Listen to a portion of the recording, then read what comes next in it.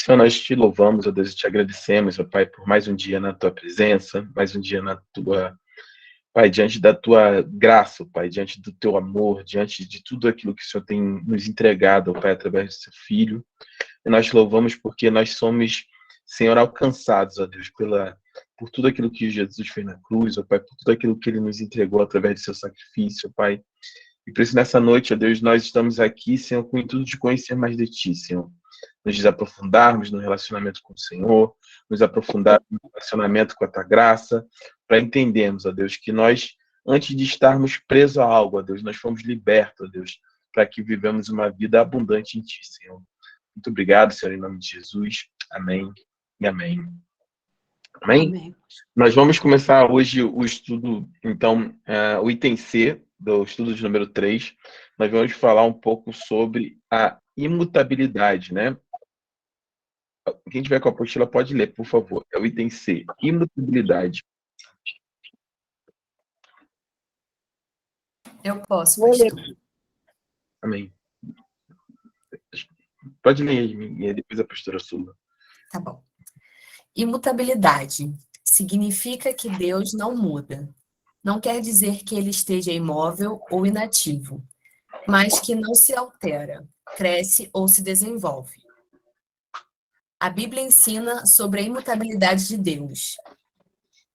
Um problema levantado dentro desse assunto é: Deus se arrepende? Na verdade, tal linguagem não corresponde ao que, como homens, vivenciamos no arrependimento. Tanto a imutabilidade como a sabedoria e onisciência de Deus tornam vazias as ideias de que ele muda seus planos eternos ou que se arrepende de algo que fez. Nesse caso, o arrependimento é mais uma linguagem antropomórfica Isso. no que fala coração de Deus. Há também o problema de vermos Deus tratando fatos iguais de maneiras diferentes durante a história. Isso também não quer dizer que Deus mude, mas que ele executa seu plano para com o homem durante a história conforme seus eternos propósitos. A imutabilidade de Deus também nos conforta e encoraja, pois sabemos que suas promessas não falharão. Deus também mantém sempre a atitude contra o pecado. Amém. Amém. Vamos ler esses textos de Malaquias 3:6, Tiago, capítulo 1, versículo 17. Se vocês puderem abrir, Malaquias 3:6, Tiago 1:17, depois Gênesis 6:6.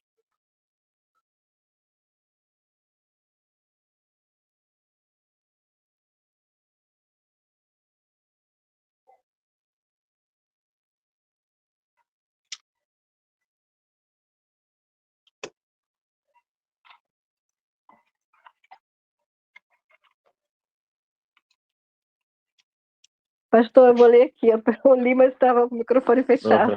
Amém. Olha só, eu vou ler aqui, tá? Amém, amém. Porque eu, Senhor, não mudo. Por isso, vós, o filho de Jacó, não sois consumidos. Amém. Então, diz a palavra do Senhor em Malaquias 3:6, né? Eu, Senhor, não mudo. E isso é um princípio fundamental, né? Que era uma promessa para os descendentes de Jacó ou para todo Israel, e também nós levamos para o dia de hoje, né? Para nossas vidas. O Senhor não muda, e a imutabilidade do Senhor é o fato de nós não sermos consumidos. Então, nós temos a certeza, por exemplo, que o Senhor é um Deus misericordioso, né? E a Bíblia fala que as suas misericórdias são a causa de nós não sermos consumidos. Nós temos a certeza de que Deus nos ama, de que o Senhor nos perdoa, de que nenhum dos planos deles pode ser frustrado, simplesmente porque Deus não muda, ele não oscila, né, emocionalmente como ser humano, por exemplo. Quando nós nos relacionamos, nós estamos falando sempre de atributos de Deus, nós estamos sempre falando aqui a respeito. Graziela está chegando hoje. Graziela, a gente está sempre falando aqui, por exemplo, quando a gente fala do estudo do número 3, atributos de Deus, não é uma tentativa de definir Deus, mas assim como nós nos relacionamos, né, com as pessoas, né, com os nossos cônjuges, né, com nossa família, com nosso pai, com nosso irmão, com nossa mãe, enfim, com amigos, todo o relacionamento ele parte de um princípio muito simples. nós precisamos conhecer com quem nós estamos nos relacionando. Então, em teologia, todos os atributos de Deus fala muito mais sobre nós entendermos um pouco sobre quem é o Deus a quem servimos, para que possamos ter a certeza em tudo aquilo que ele nos dá como promessa em sua palavra. Então, a imutabilidade de Deus nos dá um conforto profundo a respeito do nosso relacionamento com Deus. Diferente de um pai, de uma mãe, por exemplo, ou de um cônjuge, namorado, um esposo, né? Um noivo, que podem mudar de ideia, podem mudar a forma como nos enxergam, podem mudar a forma como desejam se relacionar conosco, podem nos amar e, em outro momento, podem não nos amar. O Senhor não muda, o Senhor ele é imutável. Ele ama, ele tem o desejo de se relacionar conosco, ele mantém intacta a sua necessidade, que por desejo dele, né, decidiu se relacionar com o homem, e que nós tenhamos a oportunidade de viver com ele pela eternidade. Então, Deus ele é imutável nesse aspecto, mas a imutabilidade de Deus não aponta para um Deus estático, né? Diferentemente de uma, vamos dizer assim, de um Deus passivo, né? Se você, porque vamos ver conceitos diferentes, né? Apareceu, digo isso. Vamos ver um conceito bem diferente. Por exemplo, se nós olharmos de certa maneira, sei lá, o Monte Everest, né? Óbvio que a gente sabe que existem intempéries, né? Vento, tudo acaba modificando ele, mas só para dar um exemplo, né? Se nós olharmos, por exemplo, o Monte Everest, dar um exemplo. Uma grande montanha, ela é imutável, ela está lá imutável, passa dias, chove, sul. Óbvio que ao longo de muitos anos a gente vai ter milhares de anos, vai ter uma mudança, mas estou dizendo nesse aspecto. Da nossa perspectiva, aquela montanha ela é imutável, ela está sempre da mesma forma. Deus ele é imutável, mas ele não é inativo, ele não é estático. Ele não muda a respeito das suas características, no sentido, Deus ele é santo, ele nunca vai deixar de ser santo. Deus ele é amor, ele nunca vai deixar de ser amor. Então, Deus ele tem características que o tornam imutável, e essa imutabilidade nos aponta justamente para a nossa confiança nas suas promessas que são feitas ao longo da palavra. E aí vem um problema aqui que ele apresenta, que é Deus se arrepende. Gênesis 6,6 é um texto que trata dessa forma, né? Vamos ler Gênesis 6,6 e aí vocês vão se lembrar ou vão rever ou vão entender melhor o que nós estamos falando em relação a esse texto. Posso ler, pastor? Amém. Então arrependeu-se o Senhor de haver feito o homem sobre a terra, e pesou-lhe em seu coração. Amém. Então, o que ele aponta aqui? Então, se Deus é imutável, como que Deus se arrependeu, né? Na verdade, a questão aqui não é uma. Lembra que nós falamos lá no início? Vamos falar um pouquinho mais sobre quando nós tivemos em hermenêutica, né? Quando nós temos que entender que por trás de cada texto bíblico, né, tem uma questão assim, tem uma expressão, tem uma linguagem sendo utilizada, né? Um tipo de linguagem sendo utilizado. E nesse caso aqui, né, quando a gente atribui, né, quando a gente atribui a Deus, quando a gente atribui a uma deidade alguma característica humana, né, isso é uma forma somente de traduzir para o nosso entendimento aquilo que está sendo constatado naquele momento, né? Como ele fala aqui, da mesma maneira que ele fala que Deus se arrependeu, né? Deus já sabia que o homem, tudo faz parte da soberania de Deus. Todo o plano de Deus para a humanidade já está traçado desde o momento da sua queda. A questão é quando ele coloca que se arrependeu, no sentido de, olha, Deus teve que passar a limpo aquela geração, né? Somente Noé e sua família foram salvos. E ele dá o exemplo que é o seguinte, da mesma maneira que fala assim, no coração de Deus. Eu quero tocar, quando nós cantamos, eu quero tocar o coração de Deus. Não é que Deus tem um coração pulsante igual o nosso, no sentido de ter um coração, né, de carne, não é isso, né? É de tocar o coração de Deus, né? É antropomorfismo, é você atribuir uma característica humana e somente humana ao Senhor. Então, não sei se está bem claro em relação a isso, mas a gente tem sempre essa certeza, né? Ela nos dá conforto, a imutabilidade nos dá conforto seguinte: o que o Senhor te prometeu hoje, ele. Boa noite, a paz do Senhor, Verônica. Boa noite, Pai. O que o Senhor te prometeu hoje na sua vida, ela se torna infalível, se a sua promessa na sua vida se torna impossível de ser frustrada, porque simplesmente Deus não muda. Deus, ele é imutável nos seus desígnios, né? A questão é, as promessas nunca dependem de Deus para ser cumpridas, mas da nossa fidelidade e da nossa esperança, sim ou não, no Senhor. A gente já leu Malaquias aqui. Pode falar, Yasmin. Pastor, eu fiquei com dúvida. Eu até coloquei na versão NVI para ler essa parte de Gênesis. Uhum. Ele fala assim: então o Senhor arrependeu-se de ter feito o homem sobre a terra, e isso cortou-lhe o coração, né? Tipo, ele ficou triste. Uhum. Uhum.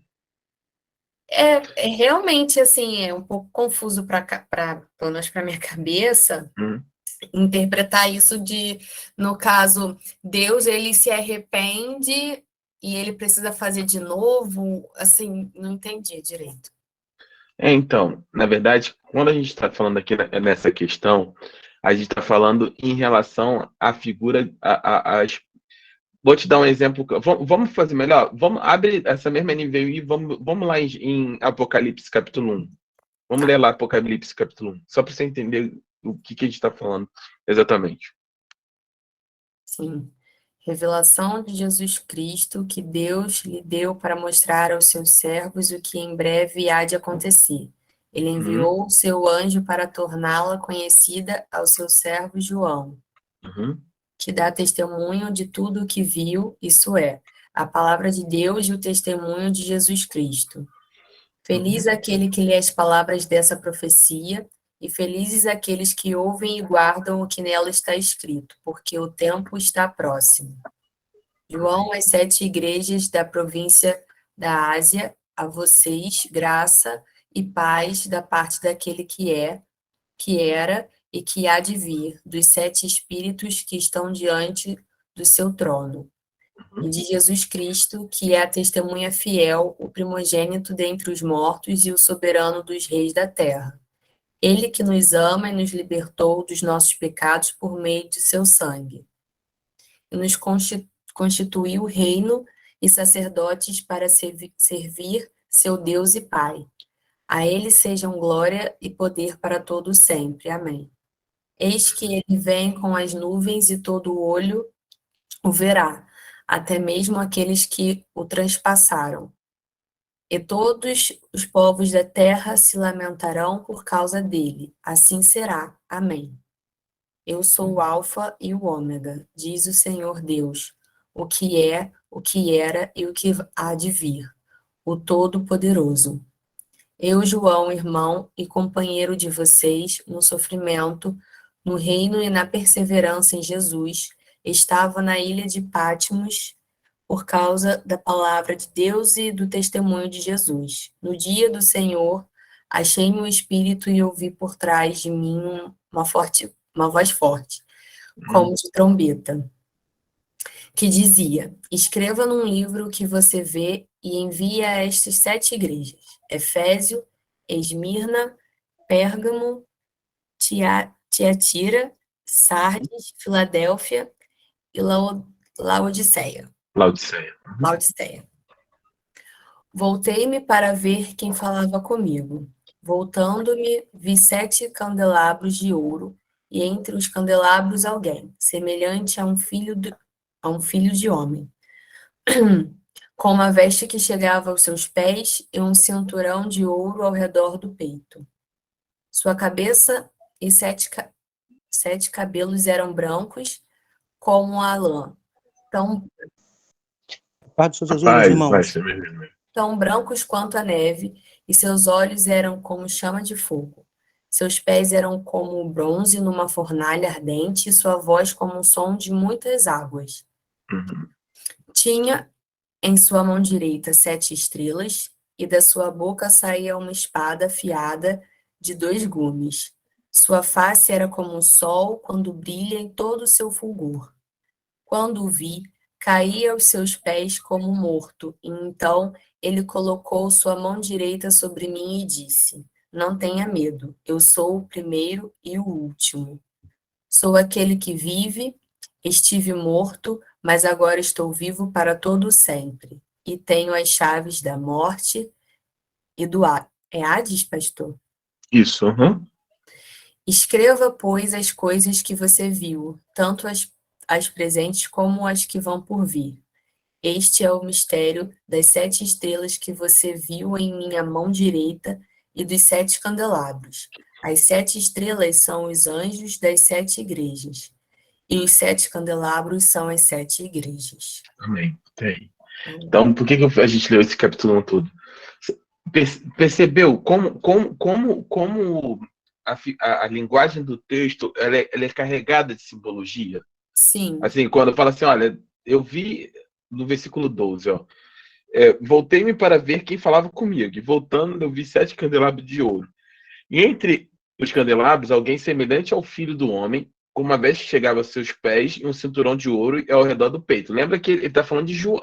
Quem está falando isso é João. João era discípulo de Jesus, lembra? É o mesmo discípulo que estava na ceia com o cabeça no peito de Jesus. Ele era íntimo de Jesus. E ele fala assim: eu vi alguém que era semelhante. Ele por nuance, ele parecia que era semelhante ao filho do homem. Quer dizer, parecia que ele entendia que era Jesus, mas ele não consegue identificar. Ele fala: ó, eu vi uma vez chegar aos seus pés e se tornou de ouro ao redor do peito. Até aí tudo bem. Aí ele começa: a sua cabeça e seus cabelos eram brancos como a lã, tão brancos quanto seus olhos eram como chama de fogo, seus pés eram como um bronze numa fornalha ardente. Tá vendo que ele começa a usar uma série de figuras de linguagem para tentar descrever algo sobrenatural que ele está vivenciando naquele momento. Então a gente não pode pegar simplesmente o texto, e eu vou chegar lá naquele texto de Gênesis, mas é só para vocês terem uma percepção. São duas coisas, o modo de interpretativa é diferente, mas o que eu quero mostrar é o seguinte: não tem como nós pegarmos simplesmente o texto bíblico e aplicarmos ele na literalidade sem levarmos em consideração a forma do texto, o contexto do texto, né? O que a gente está vendo aqui? A gente está vendo um homem já de idade, preso numa ilha, preso em Patmos, que tem uma revelação assim, quase que aterrorizante para ele a respeito da visão que ele está tendo. Ele vê Deus, ele vê o Filho do Homem, Jesus vem até ele e se mostra e se revela de tal maneira que ele simplesmente vai falar lá no versículo 17, que quando vi, caí aos seus pés como morto. A presença de Deus era tão poderosa, a presença de Jesus e do Espírito Santo ele era tão poderosa para João que simplesmente ele desfaleceu, né? Ele caiu como morto. Então, a gente precisa entender que, assim, cada texto bíblico ele vai trazer para nós um desafio literário. Você não pode ler um texto poético, né? Como Salmos, como Cantares. Você não pode ler, por exemplo, como um texto dos profetas. E você não pode ler como um texto histórico, que é de Gênesis. Falando de Gênesis, propriamente dito, a gente vai chegar mais na frente aqui no nosso curso, a gente vai falar um pouquinho sobre hermenêutica e exegese. Sempre que nós nos deparamos, né, sobre um texto difícil, o ideal é que nós nos voltemos para o texto e tentamos resgatar na Bíblia outros textos parecidos ou contextos que nos deem um entendimento daquilo que nós estamos falando, né? Nesse caso, especificamente de Gênesis, lá você lembra que a gente já estudou aqui sobre metanoia? Lembra? Transformai-vos pela renovação do seu entendimento, certo? Sim, pastor. Desculpa que minha cachorra está latindo muito aqui. Não tem problema. Se você abrir o texto de Romanos, vai falar lá, olha, vocês precisam transformar, oferecer o seu culto racional, e isso acontece através da transformação do seu entendimento. Vocês precisam mudar, vocês precisam sofrer metanoia. No grego, e eu vou ficar no grego aqui, no aramaico também tem uma diferença, né, para esse texto. Existem 2 tipos de palavra que vão ser traduzidos para o português como arrependimento, tá bom? Então, quais são os dois tipos de palavra? Tem metanoia, que é o que a gente usa lá, que é esse texto de Romanos, e a gente tem se eu não me engano, é metamelomai, que muito tempo que eu não olho isso, mas que é o seguinte, que é o arrependimento divino. Mas o arrependimento divino não é fruto de errei e por conta disso eu me arrependi, que é a metanoia. A metanoia é mudança de vida pelo arrependimento. Quando nós encontramos Jesus, aceitamos Jesus, nós sofremos metanoia. A nossa mente ela é revertida, ela é transformada, a gente muda de direção em relação ao Senhor. Nós nos voltamos, nos convertemos ao Senhor. Acho que é metalomenai, se não me engano a palavra é certa, fala sobre pesar, um pesar divino. Deus se arrependeu, Deus pesou no coração de Deus, se tornou pesado, Deus vê tudo aquilo que os seres humanos decidiram praticar a partir do livre-arbítrio que Deus tinha concedido. Então, quando nós falamos que Deus deixa eu só pesquisar aqui que eu vou achar a palavra, que aí eu já dou a palavra certa. Desculpa, tá, gente? Porque às vezes tanta coisa que de cabeça assim eu não entendo, irmãos. Às vezes eu esqueço. Peraí. É porque são muitos termos, às vezes. Arrependimento. Pronto, já peguei aqui. Vou colar aqui para vocês. Qual é o termo certo? Ó. É Naham. Vou botar aqui para vocês. Ó. É shub e metanoio no grego para arrependimento humano. Não lembrava nem do hebraico, mas vou colocar aqui. Ó. Então, ó, shub e em hebraico e metanoio, ou metanoia, né, que a gente fala no grego, que é esse arrependimento do homem. Quando nós precisamos, lá em Romanos capítulo 12, que fala, olha, vocês precisam a renovação do seu entendimento, vocês precisam ter esse entendimento renovado, sua mente transformada, vocês precisam de metanoia, vocês precisam de arrependimento, né, se arrepender, mudar de direção. Quando nós falamos a respeito, no texto, a respeito de, deixa eu pegar aqui para vocês, de Deus, no texto, nesse caso de Gênesis 6:6, então eu vou botar aqui antes de eu colar, ó, deixa eu pegar aqui para vocês. Vamos.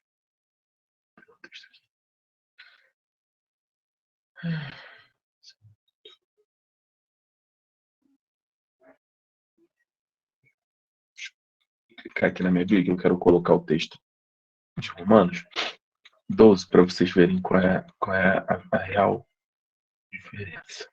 Romanos, minha Bíblia está aqui do 12, capítulo 11, versículo 11. 12, perdão. 12 dos. Ó, então diz o seguinte, que eu vou colar o texto aí para vocês. Tá? Então, essa é a palavra. Portanto, irmãos, rogo-lhes, estão todos vendo o chat, né? Portanto, irmão, rogo-lhes pela misericórdia de Deus, que se ofereçam em sacrifício vivo, santo e agradável a Deus. Este é o vosso culto racional. Qual é o nosso culto racional? É nós nos oferecermos a Deus com sacrifício vivo, santo e agradável. É um culto. Nós cultuamos a Deus de maneira racional, né? Diferente de outras religiões, por exemplo, nós não somos cavalos, nós não entramos em transe, nós não tomamos chá, nós não saímos longe do nosso centro, nós não saímos de si mesmo, nada disso. A gente oferece a Deus um culto racional. Você está ali adorando a Deus. Você está ali ciente que você precisa estar em santidade, porque Deus é santo. Você está ali para adorar a Deus com sacrifício vivo. E quem é o sacrifício? Quem é hoje? Antigamente matava-se animais para oferecer como sacrifício. Hoje o sacrifício somos nós mesmos, nosso coração. O fogo não consome mais a carcaça do cordeiro, a carcaça da rolinha, da pombinha, do boi. Hoje, Deus ele aceita sacrifício vivo, somos nós, é o seu coração para o Senhor. Quando nós chegamos diante do Senhor no culto, nós vamos ali oferecer o nosso sacrifício vivo, santo, agradável a Deus. Esse é o nosso culto racional. E aí ele continua, olha, mas não se amoldem, né? Quer dizer, ou não tomem forma em algumas a esse mundo, mas transforme-se pela renovação da sua mente. Essa transformação de renovação da sua mente transformar-se metanoia, né? Você ter esse arrependimento, essa mudança, esse arrependimento real, verdadeiro, essa transformação veio no original que fala sobre metanoia, pela renovação do quê? Primeiro, da sua mente, porque irmãos, é incrível como nós pentecostais, e eu sempre vou falar isso, sou pastor de assembleia, sou assembleiano, a gente acredita em poder do Espírito Santo, acredita em tudo isso, mas nós não podemos, por sermos pentecostais, nos distanciarmos daquilo que é a palavra.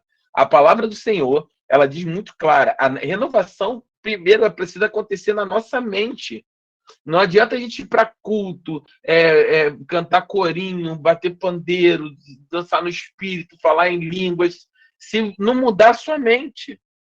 É por isso que a igreja, de maneira geral, a gente vê tanta gente com 20 anos de crente, e aí passa por todo esse processo, mas não tem uma renovação de mente, e aí continua fazendo as mesmas coisas, da mesma maneira, caindo nos mesmos pecados, tendo os mesmos problemas. Então ele fala, olha, transforme-se, metanoia, mudem, se arrependam pela renovação da sua mente. Para quê? Para que aí sim nós seremos capazes de experimentar e comprovar, não é só experimentar e comprovar na prática que a vontade de Deus ela é boa, agradável e perfeita. Amém? Então, aqui é essa questão aqui de metanoia, tá? Agora, que é arrependimento. Quando a gente fala de arrependimento divino, vou colocar aqui agora, deixa eu copiar aqui o texto. Aqui, ó. A gente vai falar de Naham e metamelomai, que é a mesma palavra que nós usamos lá para shub e metanoio, é a mesma palavra que nós usamos para Naham e metamelomai, que é um arrependimento diferente. Não é um arrependimento de errei e preciso corrigir algo, mudar a minha direção porque eu errei. Não é isso. É um pesar, é dor, é tristeza, é o sentimento de pesar de Deus, né? De entristecimento, não seria frustração, seria de decepção de ver toda a criação que ele criou, que ele criou, obviamente, né? Mas de ver o homem, a coroa da criação, ter se degradado de tal maneira que ele precisou simplesmente destruir toda uma geração. Então é sobre isso que a Bíblia está falando aqui, né? Ao mesmo tempo que fala também sobre essa necessidade de Deus destruir aquela geração, também vai falar também de que Deus tem encontrado, né, um homem justo, um homem bom. Ó. Porque o texto eu vou colocar aqui, ó.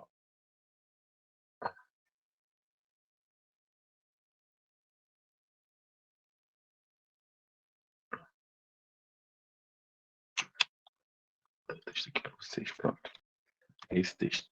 O Senhor viu que a perversidade do homem tinha aumentado na terra e que toda a inclinação do pensamento do seu coração era sempre somente para o mal. Quer dizer, aqui não existia metanoia, não existia arrependimento do homem. O homem, ele só pensava, só focava e todo o coração dele era para o mal. Tudo que ele pensava era a respeito a respeito de descumprir, desobedecer à vontade de Deus, não se voltar para Deus. Aí ele fala, então, o Senhor arrependeu-se, né? E aí é o termo que nós usamos ali, ó, metamelomai, que é Deus sentiu pesar, houve pesar no coração de Deus por ter feito um homem sobre a terra. E isso cortou-lhe, né? Aí cortou-lhe o coração, quer dizer, trouxe esse pesar, esse entristecimento, porque Deus deu algo muito precioso a nós, que é o livre-arbítrio, né? Nós temos o livre-arbítrio para tomar as nossas próprias decisões. E Deus respeita esse livre-arbítrio. Então, lembra que eu falei, ter uma pregação sobre isso, o primeiro texto da série Escolhas, nós falamos sobre isso, olha, eis que coloco de vocês dois caminhos, o caminho do bem e o caminho do mal. E Deus fala, olha, escolhe, porém, né, o caminho do bem, para que vocês vivam, para que vocês tenham vida, para que vocês sejam abençoados, para que vocês desfrutem tudo aquilo que eu tenho para vocês. Mas o caminho do bem e do mal está diante de cada um de nós, de cada ser humano, de cada irmão dessa sala. Né? Por isso que nós precisamos escolher diariamente, sistematicamente, o que nós queremos para nós. Né? Deuteronômio capítulo 30, ele fala sobre isso. Olha, eu coloco diante de vocês dois caminhos, o bem e do mal. A humanidade tinha esses caminhos, e ela escolheu aqui, a partir do versículo 5 de Gênesis, sistematicamente, fazer aquilo que era mal, de maneira que essa maldade subiu perante o Senhor. E aí o Senhor se arrepende, o Senhor gera pesar no coração, na rama. Deus Isso. Amém. Exatamente. A questão nunca é sobre arrependimento, né? Mas é de como Deus pode tratar isso, qual é a execução disso a partir do coração de Deus, de como é que Deus precisa, como é que ele se sente a respeito do nosso pecado, né? A respeito da nosso ato de escolha pelo mal. Né? Isso gera pesar no coração de Deus. O desejo de Deus é o quê? Que todo mundo se pega, que todo mundo morra, é isso que a palavra fala? Qual é o desejo do Senhor?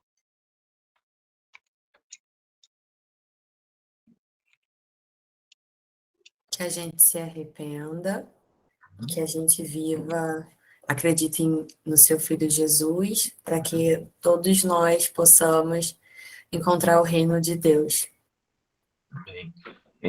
Em Timóteo, né, em 1 Timóteo, no capítulo 2, vai falar que o desejo de Deus é que todos os homens sejam salvos e cheguem ao pleno conhecimento da verdade. Esse é o desejo de Deus. O que Deus quer? Não é que Deus não pode escolher, mas assim, como Deus precisa que o homem tome no seu coração essa decisão, qual é a função do livre-arbítrio? É o homem poder decidir se quer ou não seguir com o Senhor, se quer ou não ter uma vida com Ele. Qual é o desejo de Deus? É que todos se salvem. Mas Ele sabe que nem todos vão se salvar, porque alguns escolherão, uma boa parte vai escolher não viver para Deus. Não viver com... Isso gera pesar, isso gera esse peso, essa dor, essa tristeza no coração de Deus, porque Ele efetivamente ele vai ter que executar juízo sobre essa questão. Lembra que nós falamos entre o juízo de Deus e a sua salvação? Existe um espaço aqui que é a longanimidade de Deus. A gente vai falar sobre isso aqui. É a paciência de Deus para que nós tenhamos tempo para sermos alcançados pela graça dele. Então, esse é o contexto geral. Eu acabei me estendendo bastante, mas é importante que vocês tenham essa percepção, né? De que Deus ele é imutável. Deus, o que fala em Timóteo é a mesma coisa que se aplicava em Gênesis, que se aplicava em Êxodo, que se aplicou em toda a história da humanidade até aqui, através de toda a Bíblia.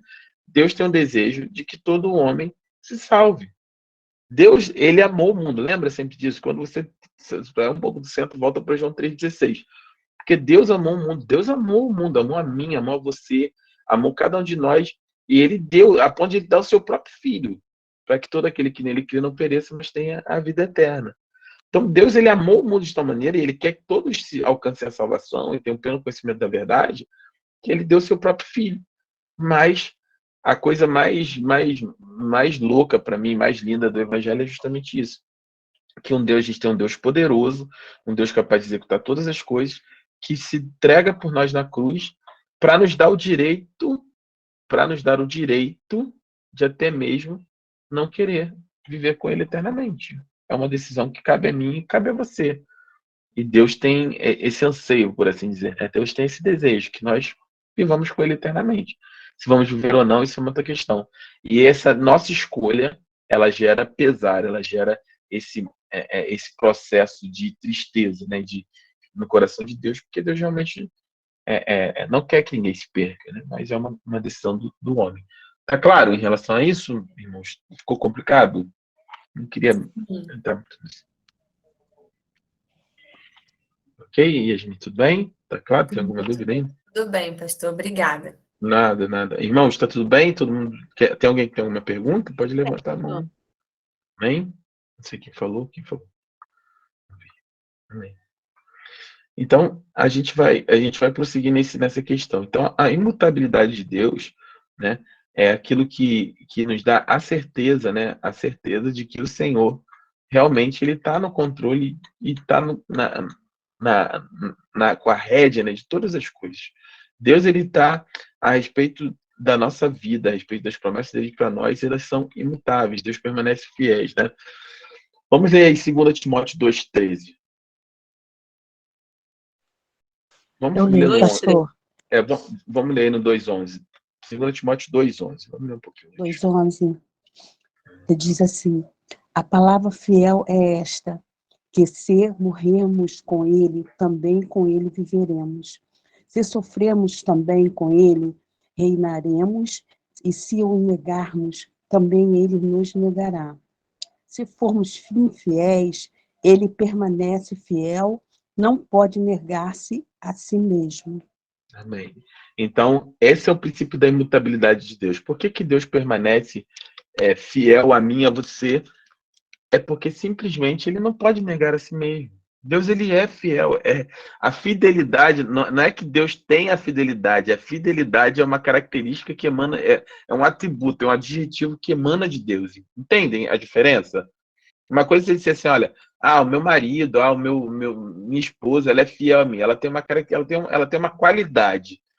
Deus, essa qualidade, não é que a qualidade, Deus tem um adjetivo, é que emana dele. Deus, ele é fiel, assim como ele é amor. E ele não pode simplesmente, ele não pode negar a si mesmo. Então, ainda que a gente seja infiel, ele permanece fiel, porque ele não pode negar a si mesmo. E é essa certeza, irmãos, que você precisa carregar com toda certeza na sua vida cristã. Não estou dizendo aqui, como eu sempre falo, vou abrir um parênteses, você não tem livre passe para o pecado, você não tem sinal verde para pecar à vontade. Não é isso que eu estou dizendo. Se você pensa assim, já falei isso várias vezes, a gente precisa orar por você, precisa ter uma conversa mais séria com você, para que você tenha realmente seu coração para Deus. Mas um cristão verdadeiro, se você conhece Jesus, se você está conhecendo a Jesus, você tem desejo, você tem prazer em conhecer Ele, em caminhar com Ele. E aí, ao longo do percurso, porque a nossa carne ela é fraca, né? A nossa carne ainda milita, né? A gente ainda milita com essa natureza. Se você pecar, não se afaste do Senhor, não tenha medo dele. Ai, agora eu pequei e agora, pronto, botei tudo a perder, vai dar tudo errado na minha vida, agora Deus ele vai me castigar porque isso, porque aquilo, porque... Irmãos, tenham isso em mente, ainda que sejamos infiéis, ele permanece fiel, porque ele não pode negar a si mesmo. Todos os planos de Deus na sua vida, se você tiver um coração para Deus, se prende a 1 João, capítulo 1, versículo 9. Se confessarmos nossos pecados, ele é fiel e justo para nos limpar e purificar de toda a nossa iniquidade. Vai até o Senhor. Meu irmão pecou, faz igual Davi. Pecou, corre para o altar. Pecou, tá com perigo, corre para o altar, corre para Deus. Não corre para fugir de Deus, corre para Deus. Pecou, caiu a ficha, meu Deus, eu pequei.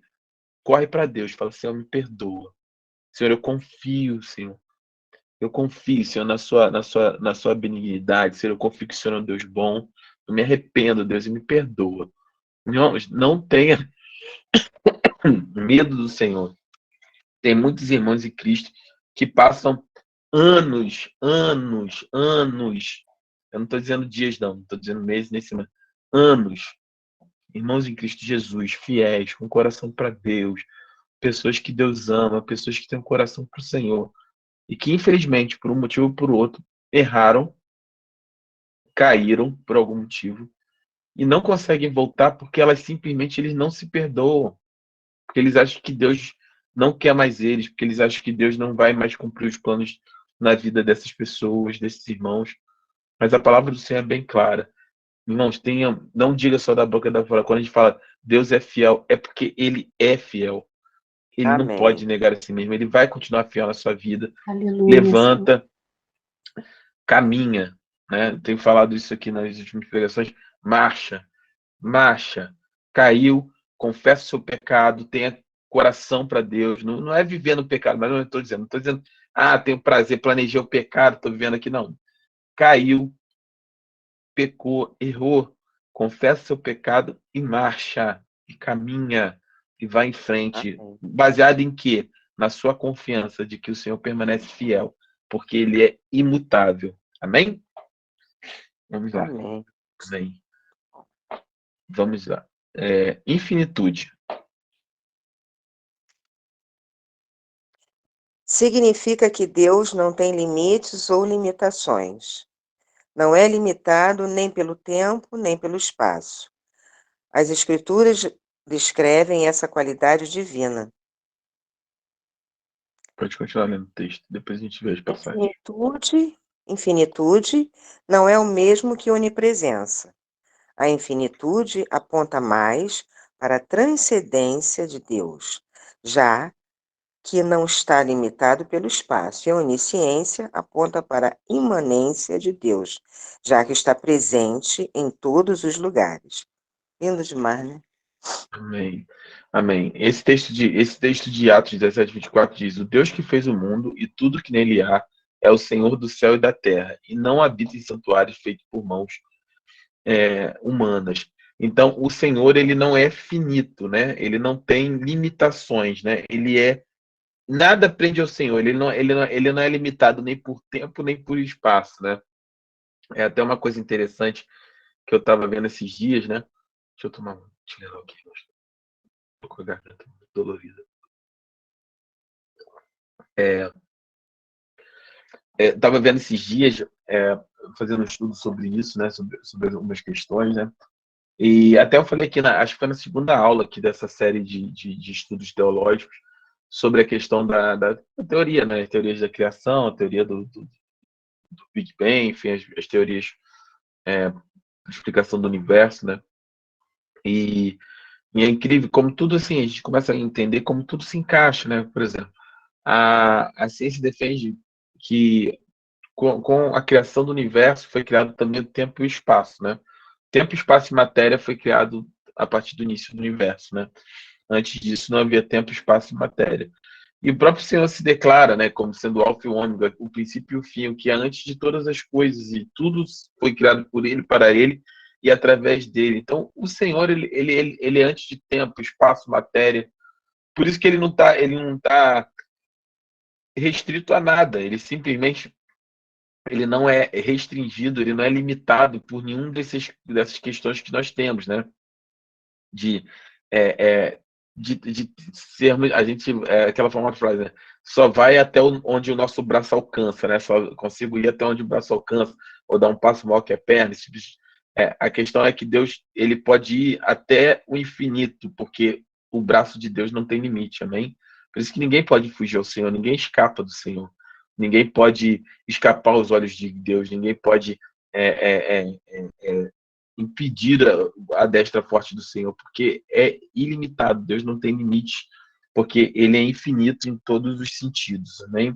Então, o que ele fala aqui é que a onipresença, ela é diferente da infinitude, né? A infinitude é que Deus não possui limitações em nada, né? Deus não, o amor de Deus é ilimitado, a paciência do Senhor, a longanimidade, tudo em Deus é limitado, né? Por isso que a sua onipresença é um pouco diferente. Ele fala que a infinitude aponta mais para a transcendência. Quer dizer, Deus não é limitado tempo e espaço. Deus existe de eternidade a eternidade. Aí tá até errado, você pode corrigir na apostila, que ele botou assim, a onisciência aponta, não. Aí é a onipresença. A onipresença, né? Ah, tá. A onipresença aponta para a imanência de Deus, já que está presente em todos os lugares, né? Então, deixa eu só dividir aqui. Tá dando para ficar claro aqui? Acho que se eu desenhar, acho que vai ficar melhor. Peraí. Vocês entenderam qual é a diferença aqui? Deixa eu compartilhar.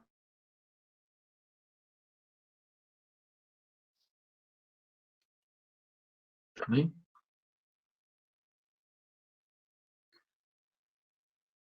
Estão vendo a minha guia aqui? Então, Sim. tá. Então vamos dizer que esse daqui, ó. Vamos dizer que isso aqui é o seu início. Eu ia perguntar a uma irmã, mas não vou fazer isso não, porque é deselegante, né? Vou colocar a minha aqui então. Eu nasci em 4 de outubro. Esse aqui sabe que é a tática do pastor para dizer que o aniversário dele está chegando, ó. 4 de Ah, outubro de 1900. é uma É isca. uma isca, é uma isca. Corre, Bina, é uma cilada. Tá Tá aqui, pronto. legal, pastor. Então, eu nasci, né? Em nome de Jesus, eu vou viver para eternidade.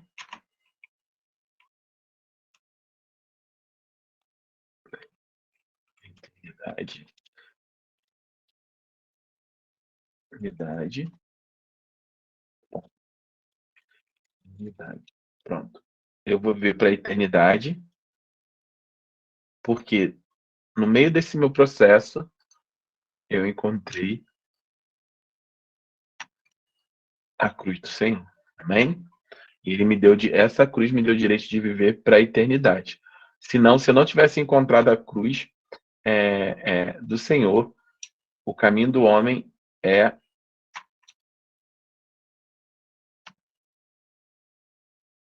a perdição, certo? Então, esses são os dois caminhos do coração do homem. Na verdade, eu podia até ter feito invertido aqui, mas tá bom, assim, por enquanto, só para a gente entender. Então, aqui é perdição, certo?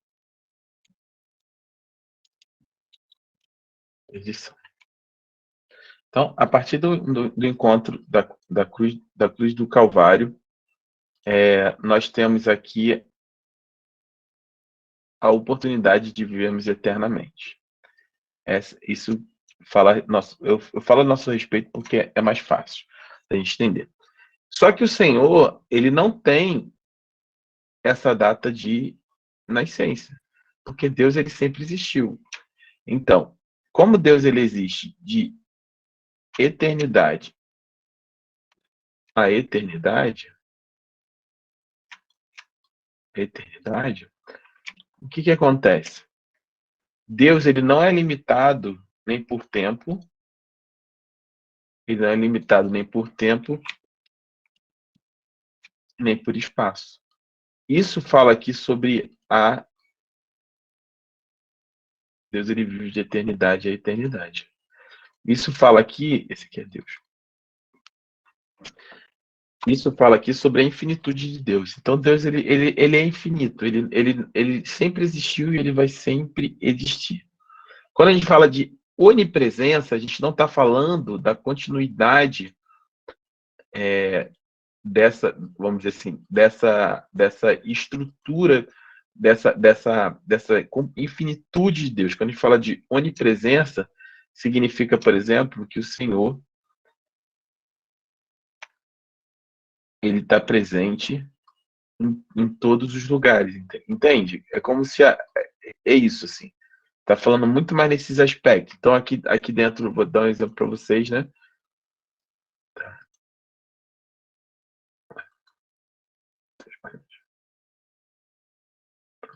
Então, aqui dentro, a presença do Senhor, ele tá aqui, tá pegando, por exemplo. Tá pegando a pastora Tânia,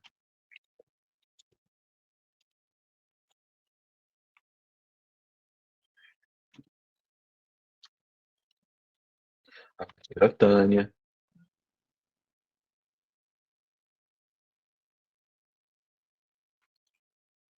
o pastor Gilberto,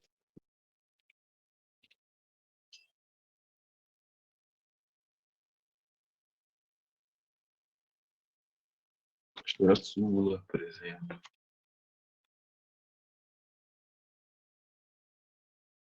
a irmã Verônica. Entendem a diferença? Que a onipresença de Deus, Deus ele que é bem simplesinho, mas para botar ali que tá pegando minha vida também, mas tá pegando toda a existência da humanidade. Então nesse aspecto aqui, por exemplo, né, eu vou dando o exemplo que eu estava dando, aqui a minha mãe, né, ela tem um princípio aqui de existência e ela vai ter um princípio de cada ser humano desse aqui tem essa, vamos dizer assim, né? Essa começo e vai ter essa eternidade com Deus caso aceite Jesus. Então, nesse aspecto, né? A gente tem justamente essa percepção. A infinitude de Deus fala muito mais sobre a transcendência, sobre estar ele não é limitado por tempo nem por espaço, enquanto a onipresença de Deus significa a presença dele abrangente, né, ampla em todos os sentidos. Então Deus está presente em todos os lugares. Ficou claro? Deu para entender aqui agora? Ficou melhor?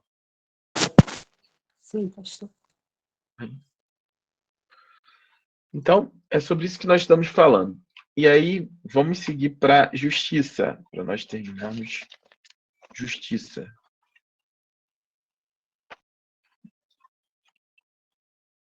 Pode ler aí. Posso ler, pastor? A justiça está ligada à lei, à moralidade e à retidão.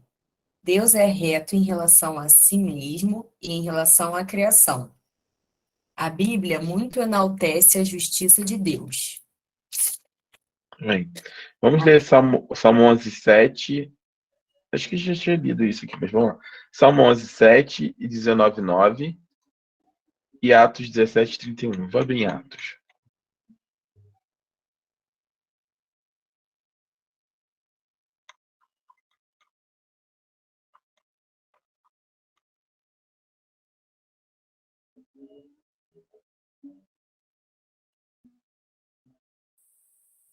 Estou, Atos 17:31, vou ler, tá? Tá. Porquanto tem determinado um dia em que com justiça há de julgar o mundo, por meio do varão que te ensinou. E disso deu certeza a todos, ressuscitando-o dos mortos. Amém. Pode ler um versículo anterior também, que eu acho que fica mais claro. Tá, vou ler aqui. Mas Deus, não tendo em conta os tempos da ignorância, anuncia agora a todos os homens em todo lugar que se arrependam. Amém. Pois estabelecer um dia que há de julgar o mundo com justiça por meio do homem que designou, e deu provas disso a todos, ressuscitando dentre os mortos. Então, o apóstolo Paulo aqui está naquele discurso, né, ainda sobre Deus desconhecido, né? Ele está dizendo o seguinte: olha, Deus não levou em conta o tempo da ignorância, mas hoje ele ordena que todos, em todos os lugares, se arrependam. Tem o quê? Metanoia. Lembra que a gente falou de metanoia? Se arrependam. Pois estabeleceu um dia para que há de julgar o mundo com justiça por meio do homem que designou. Então, por meio de Jesus, ele vai julgar o mundo e deu prova disso quando ressuscitou ele entre os mortos. Então, a justiça de Deus, ele fala sobre a questão da moralidade, da retidão. Ele é reto em si mesmo em relação à sua criação, né? E um dia ele vai julgar toda essa criação. Por enquanto, nós estamos vivendo um tempo da graça, né? Onde Deus tem alcançado e disponibilizado ao homem a salvação de forma gratuita, mas chegará o tempo que ele executará justiça, porque Deus é justiça. Vamos ver a liberdade.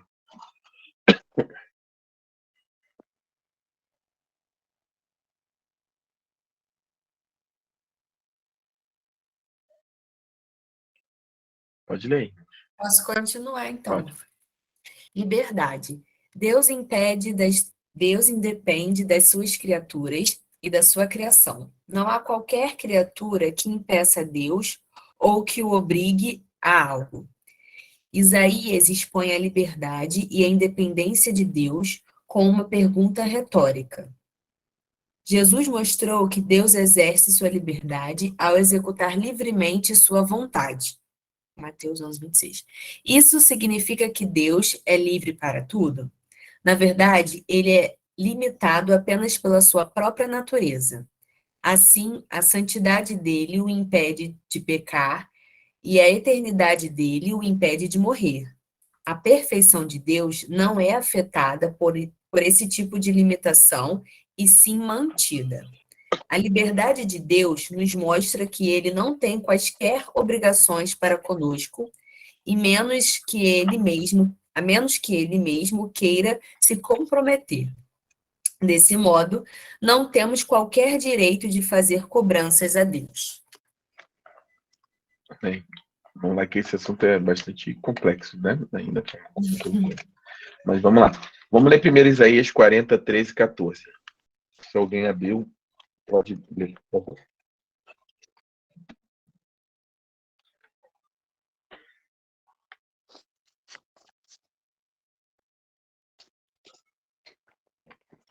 Consultou que pudesse esclarecê-lo e que lhe ensinasse a julgar com justiça.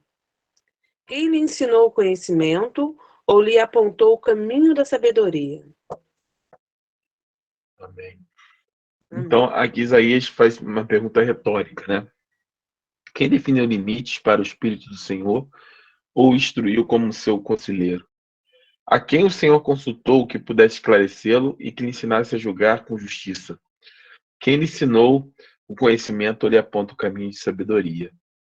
E aí ele começa a falar aqui sobre vários aspectos. Então, Deus, ele é independente, absolutamente independente de toda a sua criação. Deus não precisa de nós para absolutamente nada. Mas o fato de ele não precisar de nós para absolutamente nada é que torna o seu amor tão especial. Imagina nesse sentido.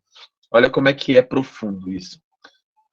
Quando nós cantamos na igreja, né, aquele louvor que eu amo, que até minha filha canta, que amor é esse, né? A gente fala que amor é esse, uma graça incalculável, um amor que não quer o quê? Não quer nada em troca, não tem interesse, não quer nada em troca. Por quê? Porque Deus não precisa de nada. Diferente de uma relação onde você tem um amigo, ele é o seu amigo porque, sei lá, ele malha com você, ela malha com você, ou porque ela é legal, ou porque ela é amiga firme, sempre que você precisa estar ali para te ajudar. Sei lá. Até quando nós não temos interesse no sentido inescrupuloso, né, da palavra, nós temos interesse, concorda? Por que que você vai casar com alguém? Por que que você vai casar com alguém? Por que que nós casamos com alguém? Por exemplo.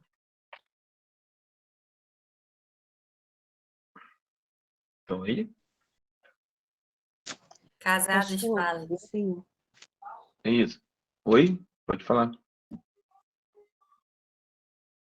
A gente já é feliz, a gente não pode casar para ser feliz. Eu acho que a gente casa com alguém para a gente compartilhar, para a gente ser mais feliz.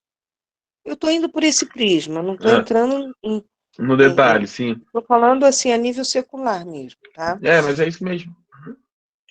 A questão é que, mesmo quando nossos sentimentos estão bons, que eu estou dizendo o seguinte, pega o casamento nesse sentido, como um relacionamento, né? E Jesus com sua igreja. Mesmo quando nós temos boas intenções, no fundo, a gente tem algum interesse. Concorda? A gente quer algo em troca. Quando a gente casa com alguém, a gente casa porque a gente deseja ser amado, porque Sim, a gente quer ser respeitado, porque a gente quer ter uma família, ou porque a gente não quer ficar sozinho. É isso? É porque a gente fala de interesse, a gente acha que é só aquele interesse, não. Tô casando com ele ou com ela, eu tenho interesse no dinheiro dele, no dinheiro dela, ou porque eu quero os bens dele. Não é esse tipo de interesse. Isso aí a gente está colocando distante. Eu estou falando até quando o nosso sentimento é bom, nós temos algum interesse, concorda? A gente não quer ficar sozinho, a gente sim. quer ter uma boa pessoa do nosso lado, a gente quer ter um companheiro, uma companheira. Só que Deus, ele ama esse amor de Deus, esse amor ágape que nós falamos, né? O amor perfeito de Deus, ele ama sem interesse, porque Deus não precisa de absolutamente nada. Nada. Porque Deus não tem medo de ser sozinho, porque ele é suficiente por si mesmo. Deus não tem medo de ele não precisa ser amado, porque Deus ele é autossuficiente, ele é criador de todas as coisas. Mas então, o que é impactante nesse amor? É que é um amor absolutamente é, absolutamente puro, no sentido que Deus nos ama por quê? Porque ele te ama. Ah, mas Deus me ama porque eu vou fazer tudo certinho. Eu vou na igreja, eu vou dar dízimo, vou cantar louvor. Não, não, Não. não. Pastor, nós é que nos aproximamos de Deus com interesse, Sim, sim, né? sim, Interesse em algo. sim. E quando Ou então até pelo. Ui, desculpa, não, pastor. claro, pode ficar à Ou vontade. então até, pastora, pelo sofrimento. Que às vezes você vai pela dor, Sim, né? Você não aguenta aquele estado que você mesmo se colocou e isso. você tem que ter a autocrítica, você que Então, tem que perceber. esse, Esse é o esse, problema do ser humano, né? só que esse primeiro, eu queria provocar vocês no seguinte. A gente vai chegar aqui, vamos mergulhar mais fundo assim, nesse aspecto. Vamos provocar. No primeiro momento, a gente se chega a Deus, obviamente, com esse interesse, né? A gente entende que é salvador, que é pecador, precisa de perdão, precisa de salvação, precisa de Deus. A gente quer ter uma vida de paz, de tranquilidade, a gente não quer viver mais no inferno que a gente vive, com um monte de preocupação, com um monte de perturbação. Não sei qual é a sua história. É sempre por interesse. Só que o problema não está nem em questão disso, porque a Bíblia diz que Deus é um Deus que ele se alegra em abençoar, ele é um Deus galardoador. Deus ele ama abençoar os seus filhos. Isso aí não tem problema para Deus. O problema não está nisso. O problema é que nós temos um amor tão deturpado, nós temos uma forma de amar tão deturpada, que no nosso primeiro movimento tá bom, eu vou me chegar a Deus, por exemplo, que eu quero me salvar e quero ter uma vida tranquila, não aguento mais sofrer. Eu quero ter uma família, eu quero ter meu casamento aqui com minha esposa Tatiana seja uma benção. Esse é o meu interesse, estou me chegando a Deus por conta disso. Vou dar um exemplo simples, só para a gente entender. Só que qual é o problema? Aí a gente chega, e aí nos nossos primeiros dias, né, a gente é muito puro de coração, a gente está ali, se apaixona por Deus e tudo e tal. E aí, pelo nosso modo deturpado, como a gente tem um interesse em Deus, a gente acha que precisa fazer algo em troca para ele, porque é assim que a gente está acostumado no nosso relacionamento. Além de ser um relacionamento normal de natureza de troca, né, de interesse, é um relacionamento de troca, né? Porque ninguém, por exemplo, você não casa, o cara quer casar para ser sozinho, não ser sozinho, mas ninguém vai. Você não acha que você não vai estar sozinho se você nunca acompanha seu esposo, por exemplo, na sua esposa num aniversário? Você sempre tem que haver uma troca. Eu vou, se você for comigo, se você for meu companheiro, eu sou seu companheiro. Se você me tratar, sempre há essa troca. E a gente transfere isso para o nosso relacionamento com Deus, de ter o interesse e achar que é obrigatório ter a troca. Aí a gente começa o seguinte: não, eu vou caminhar para o meu Senhor, então eu vou me envolver na obra, eu vou me envolver no ministério, vou começar a trabalhar na igreja, vou começar a fazer umas coisas e vou me envolver porque Deus merece, porque Deus me amou, né? E agora eu quero tudo de Deus, eu quero tudo para Deus, eu não sei o quê. E você começa nesse processo. E aí chega em algum momento na sua vida onde você é falho com essa entrega, ou você é falho com esse processo, e aí que você não consegue manter esse padrão de retorno, porque Deus te dá tanto e você não consegue manter esse mesmo ritmo. E aí o que acontece? Você se frustra. As pessoas se frustram, se machucam, descobrem que esse processo, por exemplo, de estar na igreja, ele vai muito mais profundo, não depende só de você em Deus, é um relacionamento que tem dois, você e Deus. Mas no meio dessa sua entrega, né, dessa sua entrega para esse amor, tem mais pessoas. Tem mais pastores, tem diáconos, tem diaconistas, tem obreiros, tem gente que estão bem, tem gente que não estão bem. E aí você começa a ver que. E aí você se frustra, você não consegue trabalhar e dar conta da família. Dá um exemplo. Trabalhar da conta da família faz. E aí você começa a falhar no seu retorno, e aí você começa a pensar assim: ah, Deus, eu não sou digno mesmo, sabe, Senhor? Eu não sou digno. Eu tinha lá, o Senhor é bom para mim, mas eu não mereço, sabe? Não mereço ser feliz, não mereço minha família, não faço nada por Senhor. Aí começa esse processo tô falando de uma maneira bem simples, tá, irmão? É óbvio que o processo não é tão simples assim, mas de autocomiseração, né? Você começa a dizer: eu sou pecador, eu não consigo, quer ver um negócio que é muito comum? Você tá ali caminhando com Deus, aí você peca, né? Aí você peca. Aí quando você peca, você vai lá e confessa. E aí você fala: Senhor, nunca mais eu vou fazer isso. Aí daqui a 2 dias, você faz de novo. Aí você fala: Senhor, perdoa. Daqui a 3 dias, você faz de novo. Você está no processo. Deus está trabalhando na sua vida, está te libertando, está começando. Só que as pessoas vão gerando esse processo dentro delas de tal maneira que elas acham que estão falhando com Deus. Só que você precisa ter a sensação, não, a certeza que Deus, uma das características dele é que ele é livre. Ele não depende absolutamente nada de nós, ele não precisa de nada de nós. Mas então, pastor, você quer dizer o quê? Que nada do que eu faço para Deus é suficiente? Não é. Nada vai fazer você mais digno, nada vai fazer você mais merecedor, entende?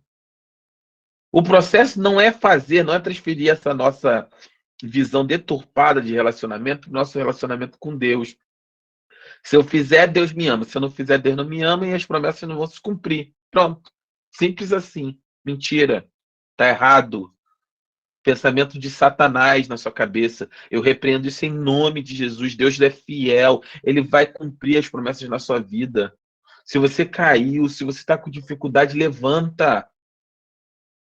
Deus não se frustrou com você. Deus sabe exatamente quem é você. Ele conhece seu coração. Ele te chama pelo nome. A gente precisa parar de tratar Deus como fosse uma pessoa sem nenhum tipo de juízo, com cartão de crédito limitado no shopping. Parece que Deus comprou, sabe quando a gente vai no shopping, que aí nosso cartão não tem limite, a gente está com dinheiro, e a gente compra um monte de coisa e chega em casa e olha assim e fala assim, olha, nossa, eu comprei essa caneta aqui, olha. Gente, eu nem escrevo, eu uso tablet. Para que eu comprei a caneta? Ah, me arrependi de comprar essa caneta aqui, mas agora, né? Agora eu vou jogar essa caneta fora, é imprestável, vou jogar ela fora, vou largar ela para lá. A gente trata como se Deus tivesse comprado essa caneta e a gente fosse a caneta. Jesus pagou um alto preço e você acha que Deus não sabe quem é você? Você acha que Deus não conhece seu coração, não conhece suas dificuldades? Você acha que Deus não te ama, que ele não vai, que ele não tem certeza que ele pode fazer você alguém muito melhor do que você é? E que ele não sabe que nesse processo, às vezes, a sensação é de não ser, de não prestar mais, de ser descartado como uma caneta? Mas para Deus, Deus não é assim. Ele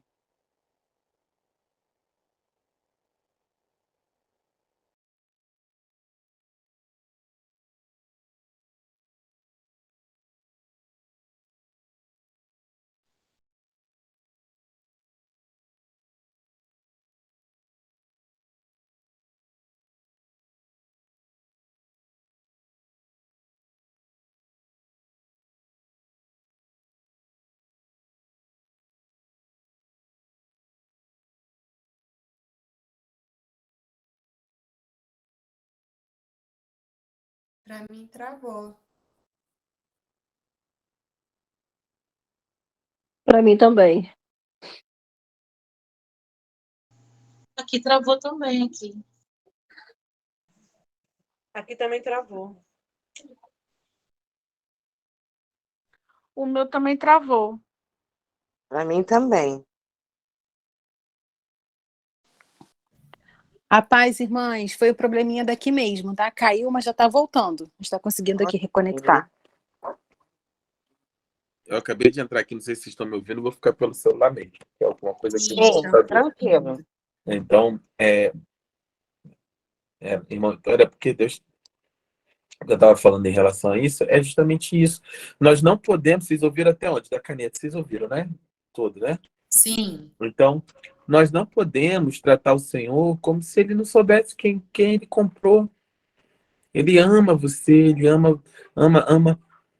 Ele tem prazer, irmãos, ele tem prazer na sua presença. O coração de Deus se alegra quando você vai até ele. O coração de Deus se alegra quando você confessa os seus pecados. O coração de Deus se alegra quando você caminha um pouco mais, quando você dá mais um passo à frente. E se você cair, meu irmão, se você estiver se sentindo inseguro, se você se estiver não merecedor, o sentimento é esse mesmo. Uma vida cristã vitoriosa talvez tenha como chave justamente isso, nunca perder esse sentimento. Nós não somos dignos, nós não somos, mas ele nos ama. E ele nos ama porque simplesmente ele decidiu nos amar.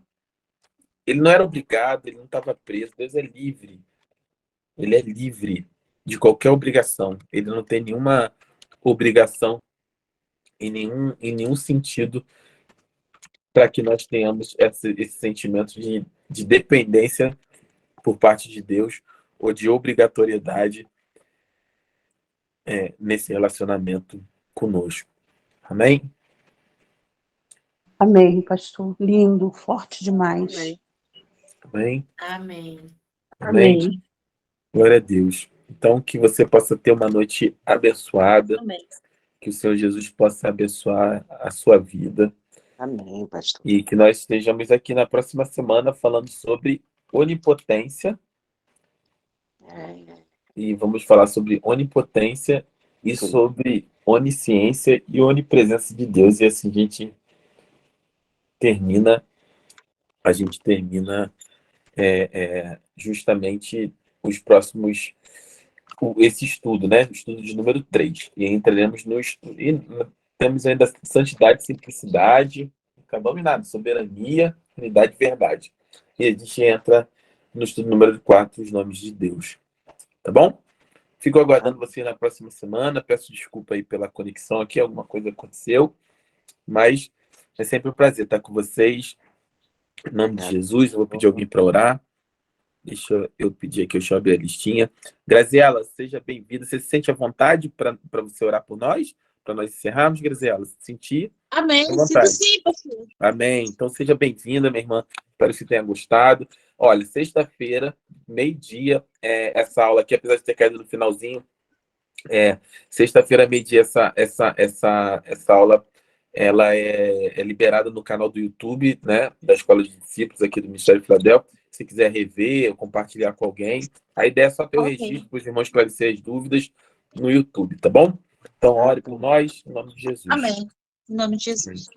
Pai amado, Deus querido, Senhor amado, Deus querido, primeiramente quero agradecer ao Senhor por mim, Senhor, e por meus irmãos. Estamos aqui, Senhor amado, na tua presença, tentando aprender mais de ti.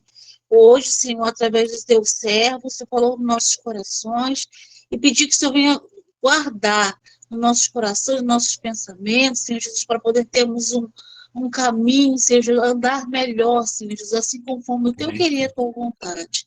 Senhor, também quero pedir perdão, Senhor Jesus, pelas minhas falhas, palavras, pensamentos, atos, e pedir ao Senhor, Pai, que nos ajude, nos auxilie na nossa caminhada, Senhor amado, Deus querido. Fala sempre conosco, Senhor Jesus. Amém. Segure nossas mãos, que possamos, Senhor amado, Deus querido, sempre estar contigo. Essa é a oração que te faço, em nome de Jesus. Amém. Amém. Amém. Amém, irmãos. Fiquem com Jesus. Até a próxima semana, tá? Fiquem com Paz, Deus. amém. Paz. A paz. Paz a todos. A paz do Senhor a todos, Pode uma sair. ótima noite.